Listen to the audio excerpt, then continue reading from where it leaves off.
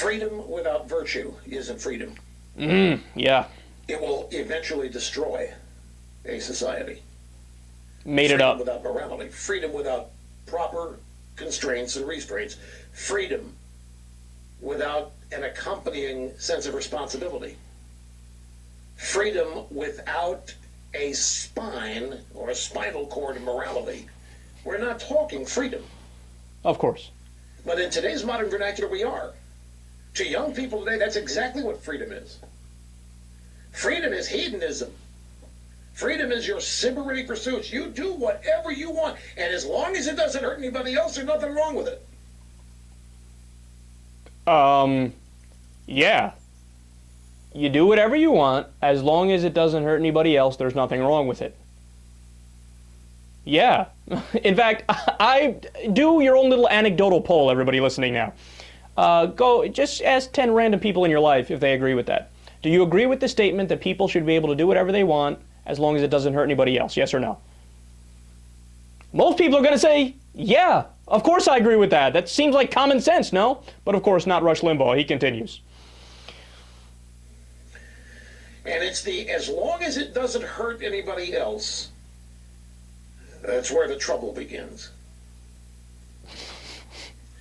Because is there great harm to a society when an age-old, I mean as old as humanity itself, custom is corrupted? He's talking about marriage.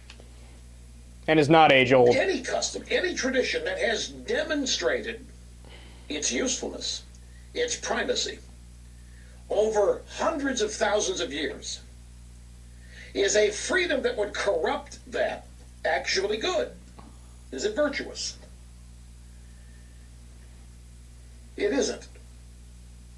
All opinion, all of it.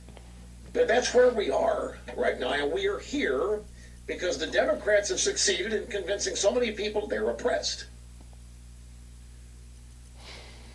So many people are convinced that they need to be liberated. And the Republican Party is the people that have everybody in chains. And the Republican Party wouldn't know chains if they ran into them on a snow-covered road. The Republican Party right now is willing to let pretty much anybody have whatever they want. Okay. In their process of rebranding. Just to do battle with this image that they are the oppressors. But that's what this is really boiled down to all about. It was about the brand problem of the Republican Party. That's what it is. My favorite part of that was when he goes, oh, Democrats are going around making sure that people think they're oppressed. So wait, this is some kind of conspiracy that all of us Dems get together and we say, look, any of you guys know Eskimos? You know an Eskimo? All right, go up to your Eskimo friend, tell him, man, he's horrifically oppressed and we need to do something about it. All right, does anybody know Swedish nannies? Do you? All right, so you go talk to her, make sure she feels like she's super oppressed and we have to make sure that we work for her. Rush, what are you talking about, dude? No. Here's the thing. The reality is that people objectively are oppressed. Not everybody, right? Of course not. Some people are oppressed. I mean, black people make 83 cents to a white person's dollar. Women are about the same range. I think it's a little bit lower. I think it's about 80 cents to a man's dollar for the same work, right? Look, that's oppression. I mean, you could try to call it whatever you want, but that's oppression.